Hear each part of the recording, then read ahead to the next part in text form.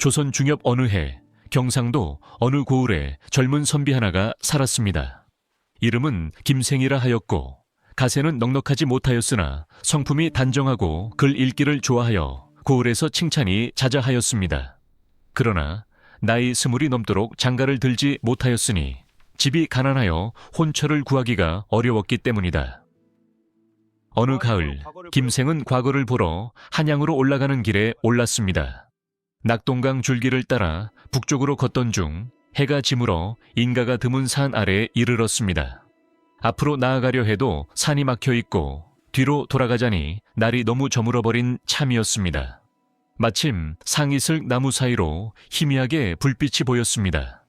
김생은 하룻밤을 빌어 자야겠다 생각하고 불빛을 향해 걸어 들어갔습니다. 가까이 다가가니 제법 넓은 집 한 채가 있었는데 담장은 높고 문은 굳게 닫혀 있었습니다. 인기척을 느끼고 안에서 사람이 나왔습니다. 덩치가 크고 얼굴이 험상궂은 사내였습니다. 어디서 온 누구냐? 김생이 사정을 이야기하자 사내는 잠시 김생을 위아래로 훑어보더니 말하였습니다. 들어오시오. 안으로 들어서니 마당이 넓고 창고가 여러 채였습니다. 집 안에는 건장한 사내들이 여럿 보였는데 모두 눈빛이 예사롭지 않았습니다. 김생은 속으로 두려움을 느꼈으나 내색하지 않고 조용히 앉았습니다. 이윽고 상이 들어왔습니다. 밥과 반찬이 넉넉하였고 술까지 내왔습니다. 김생이 조심스럽게 밥을 먹고 있는데 방문이 열리며 한 노인이 들어왔습니다.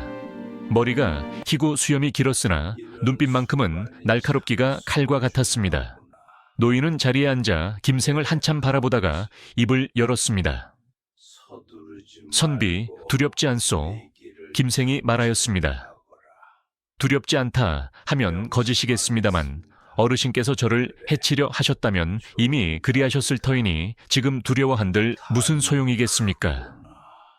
노인이 씩 웃으며 말하였습니다. 담이 크구나. 나는 이 근방에서 수십 년을 살아온 사람인데 내 이름을 들으면 고을 원님도 밤잠을 설친다 하오. 그런데 선비는 아무것도 모르는 채 이 집에 들어왔으니 그것이 담이 큰 것인지 운이 좋은 것인지 모르겠소. 그제야 김생은 이 집이 예삿집이 아님을 분명히 알았습니다. 도적의 소굴이었던 것입니다. 그날 밤 김생은 방 하나를 내어 받아 거기서 자게 되었습니다. 문을 닫고 혼자 누웠으나 잠이 올 리 없었습니다. 한밤중에 살며시 방문이 열리더니 누군가가 들어왔습니다. 놀라 몸을 일으키니 등불을 든 젊은 여인이었습니다. 나이는 18이나 19쯤 되어 보였는데 용모가 단아하고 눈빛이 총명하였습니다. 여인은 망설이지 않고 말하였습니다. 놀라지 마십시오. 저는 이 집 주인 어른의 딸입니다. 선비께 드릴 말씀이 있어 왔습니다. 김생이 어리둥절하여 말하였습니다. 무슨 말씀이십니까? 여인이 조용히 자리에 앉아 말하였습니다. 아버지는 이 지방에서 이름난 분이십니다. 저는 어려서부터 아버지 곁에서 자랐으나 아버지께서 하시는 일이 언젠가는 화를 부를 것임을 알고 있습니다. 저는 선비 어른을 처음 보는 순간 이분이라면 믿을 수 있겠다 싶었습니다. 한 가지 부탁이 있습니다. 어떤 부탁입니까? 여인은 잠시 망설이다가 말하였습니다. 저를 데려가 주십시오. 김생은 할 말을 잃었다. 처음 본 여인이 그것도 도적의 딸이 한밤중에 찾아와 데려가 달라 하니 어찌 선뜻 대답할 수 있겠는가. 김생이 말하였습니다. 나는 아무것도 없는 가난한 선비입니다. 그리고 이 댁 어르신이 허락하지 않으신다면 어찌 그런 일이 가능하겠습니까? 여인이 말하였습니다. 아버지 일은 제가 알아서 하겠습니다. 선비 어른의 마음만 물어보는 것입니다. 김생은 여인의 얼굴을 다시 보았습니다. 두렵거나 처량한 기색이 아니라 오히려 눈빛이 차분하고 결연하였고 마치 오래전부터 이 일을 결심해 온 사람처럼 떠 느껴졌습니다. 그날 밤 두 사람은 오랫동안 이야기를 나누었습니다. 여인은 김생에게 자신의 이야기를 하였습니다. 어머니는 일찍 돌아가시고 아버지는 젊은 시절 억울한 일을 당한 뒤로 관할을 믿지 않고 산으로 들어와 이 일을 시작하였다는 것입니다. 그래서 아버지를 탓할 수도 없지만 이대로 살다가는 결국 죽음을 면하지 못할 것이라는 것을 알고 있습니다. 저는 글을 읽을 줄 압니다. 아버지께서 어릴 때 가르쳐 주셨습니다.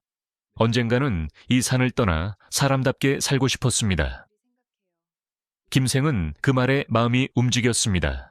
그리고 이 여인이 결코 보통 사람이 아님을 느꼈습니다. 다음 날 아침 뜻밖에도 노인이 먼저 김생을 불렀습니다. 간밤에 내 딸과 이야기를 나누었다지요. 김생이 솔직하게 모든 것을 고하였습니다. 노인은 오래 침묵하더니 말하였습니다. 나도 알고 있었소. 딸아이가 선비를 보고 마음을 정한 것 같더군. 나는 도적이지만 내 딸 하나만큼은 제대로 된 사람과 살게 하고 싶었소. 선비, 내 딸을 데려갈 의향이 있소. 김생이 말하였습니다. 저는 가진 것이 없습니다. 댁따님을 행복하게 해드릴 자신이 있다고는 말 못하겠습니다. 노인이 말하였습니다. 가진 것이야 내가 주면 돼요.